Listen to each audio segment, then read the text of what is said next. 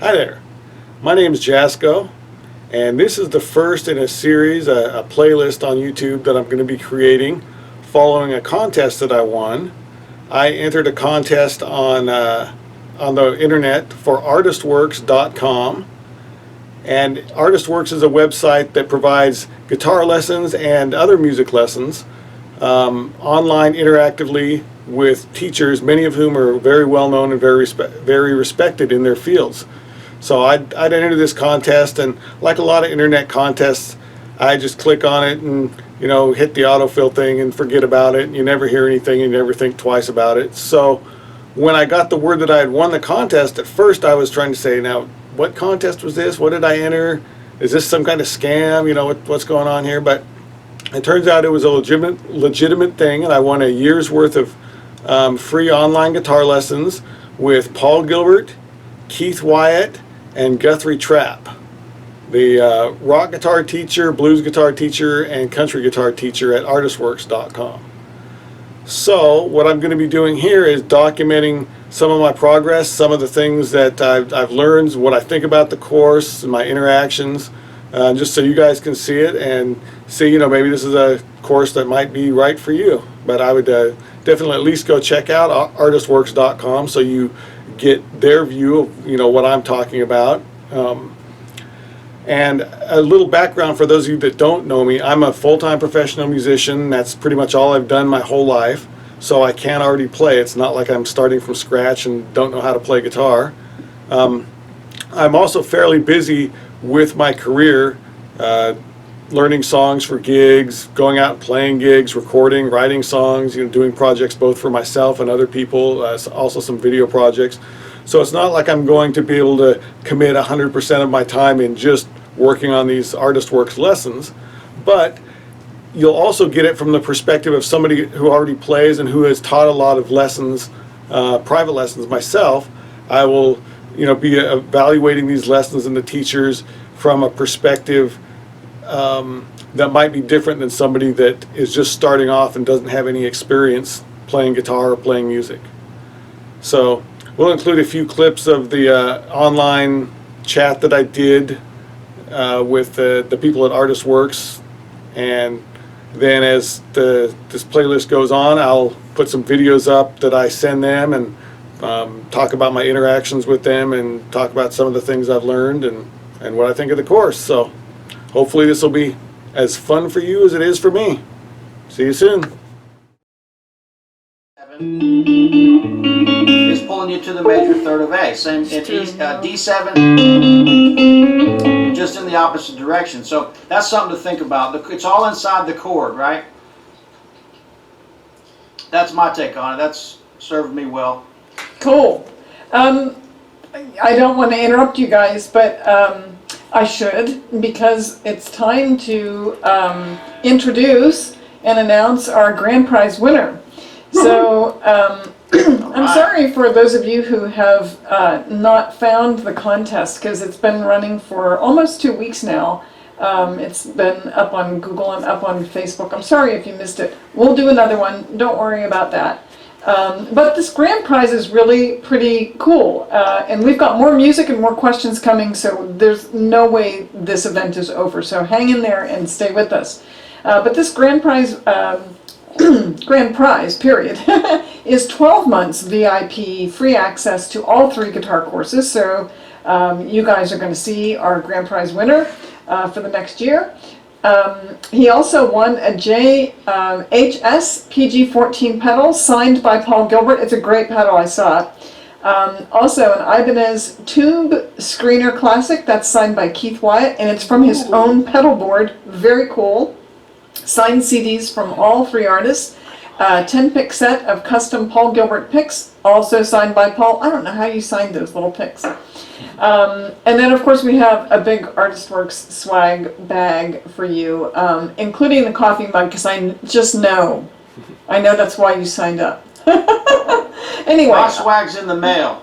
Yeah. Yes, I know it's not here yet, but that's okay. I know it's today or tomorrow. We need to we need to blame the post office, I guess. But I'm in Tennessee. Everybody else is in California. Yeah. But I don't have no state tax. But here's what's interesting. Our grand prize winner is Jasco Duende, and he is from Nashville. Oh, nice. Thanks, buddy. So we're going to let him join us here, and here is Jasco. Hey. Hi, Jasco. Hey there. Hello. Yeah, thank you so much. Jasco. This is awesome. I'm going to learn a lot this year. Yeah, well, congratulations to you. We're so glad that you could join us. Why don't you just tell us just a wee bit about you and your guitar playing and all of that. I'm a lifelong guitar player, been on the road most of my life, traveling, playing primarily blues gigs. And I recently just left and quit everything I was doing and moved to Nashville. Don't know anybody, just got here. Well, you do know somebody. Now I know somebody, yeah. Yeah, you do know somebody. You know Guthrie Trapp now. All right, yeah. Hey, That's man, great. What part of town are you in? I'm down in Murfreesboro. Okay. All right. Nice. Well, maybe we can connect you guys, and there'll be a beer in your future at a distance. But so We all got, Jasco, everybody in Nashville, we all got the barnwood wall. Look, he's got it Right, too. yeah. I know. He's got the barnwood. That's really We all got the barnwood. Quite the coincidence. This guy on my thing, he was watching a video with this barnwood wall in the back, and he goes, "Man, how long you been in the tractor shed?" I said, "Brother, all my life."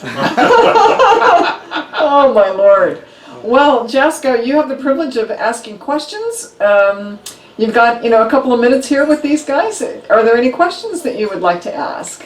Well, before I ask questions, I just want to say that I think it's a really cool thing what you're doing, and I like what everybody's saying. I really like to focus on the blues because that's what I've played more of than anything else, and I think blues is kind of the center hub of American music. Everything else you play is somehow related or connected to the blues, so that's a great starting base, and I'm glad all these guys are talking about it. So that's pretty awesome. I like what everybody's saying here. I'm really excited about this, and I would encourage anybody else to, check these guys out and sign up for some lessons too, really. You've not been a student before, is that right? No, I haven't. No, in fact, I forgot. Not at Artist Works. I forgot signing up for the contest. I got an email today, and I thought, is this some kind of scam or something? What's going on here? So, Well, yeah. it's funny because a lot of people think that, because we have contests also where we used to fly people to Napa so they could be in the room with these kind of musicians, and a lot of people think it's a scam. But I'm glad that you responded, and we're going to keep you sort of in the wings, and if you have any questions you would like to ask, just chat me privately here, Jasco, and we'll be happy to bring you back on. But congratulations. We're really looking forward to seeing you online for the next year. All right. Thank you very much. Okay. Thank you, Jasco. Okay, guys. What are we going to do now? Can I do it? Chairs, because they don't have any arms on them. And they're not that expensive. You can get them from like Office Depot and all that. So I wanted to let you guys know that Jasco did have he had a question. So is it okay if we just bring him back on to ask his question? Because I think it's good, especially for people just starting out. So here comes Jasco. He's going to ask his question. There he is. Hey, Jasco. Yeah, if you guys could go back to when you were just starting out playing guitar and do it all over again, knowing what you know now, what, if anything, would you do differently? That's a great question. Okay, who wants to go first? Anybody? Wow. All right, Guthrie? Man, I don't know. Sometimes I think like it would, I've gotten over this, but a couple years ago, maybe I thought, might have been a good idea, to learn how to read music or, study more jazz or stuff like that. But then, I go, man, I'm glad I didn't do it. I don't want to be buried in a book, learning how to read music or learning all this intricate music theory. I think a good balance of enough music theory to know what you're doing, and then just play your instrument as much as you can. That's why we've been able to make a living playing music, because we spent a lot of time playing the guitar. I wouldn't really change anything at this point. Good response. Paul or Keith, do you have an answer to that? If you could, would you change anything as a beginner? Go ahead, Keith.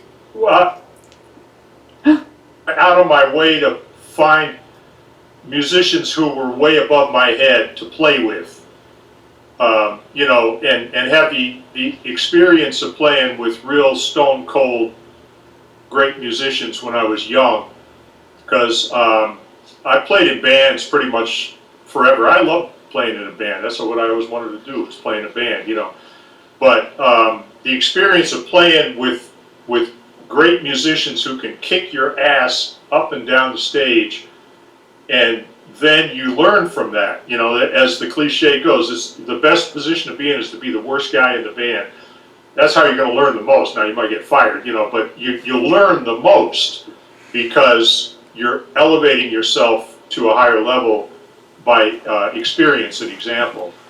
And so I don't think I did enough of that when I was young. Cool. Thank you for that. Paul, is there anything you would like to add? Well, there's a lot of stuff that took me a long time to learn that, you know, I wish I would have known it sooner. One was chords. I played 2 years. I didn't know what a chord was. I was playing all single notes, you know. And then 2 years later, I took a lesson and learned a D chord. Oh, wow, it sounds like the record, you know. And then, you know, I didn't know what those numbers meant. Like there was a D7, and I was like, "What's a 7 mean?"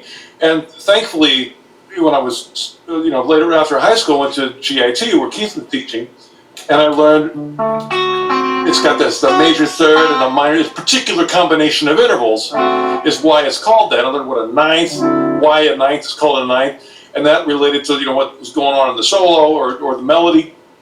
And but I think it was the right time. You know, to have all the information at once is overwhelming. So I'm kind of happy that I was able to. You know, really, I played one string for 2 years, and it was, you know, at first I looked back and thought like, oh, that was too slow. But man, I got some authority on that string, and so, you know, when it came time to learn the other string, I had enough authority where, you know, I went to that other string and I was ready for it. Yeah. And, you know, I had to have a lot of, you know, some people, you know, this is one of the hardest questions that people ask me is like, you know, can you make like a structured practice schedule? Because the only time I had a practice, you know, a structured schedule was like the first year that I played, and because I had to, because it was so tedious to play on one string only. But after I like found the other strings in a D chord, then it was fun, and I could just, you know, play and I, you know, I don't look at the clock anymore because it's music. Other stuff, I would say this is something that took me such a long time to learn, was the B.B. King first finger bend that goes up on the high E string. Because, you know, it was, if you can watch me do it, you go to YouTube and you'll learn like that. Was it, when I first met you, babe, Lord, you were sweet 16, and he's in C sharp, and he's going like,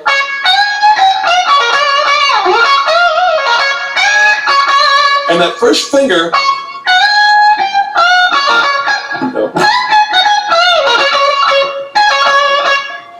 it's hard to get it. And I never have a callus there. It's a different part of the finger. And it took me 6 weeks of like really working on it, because you can't build a callus overnight.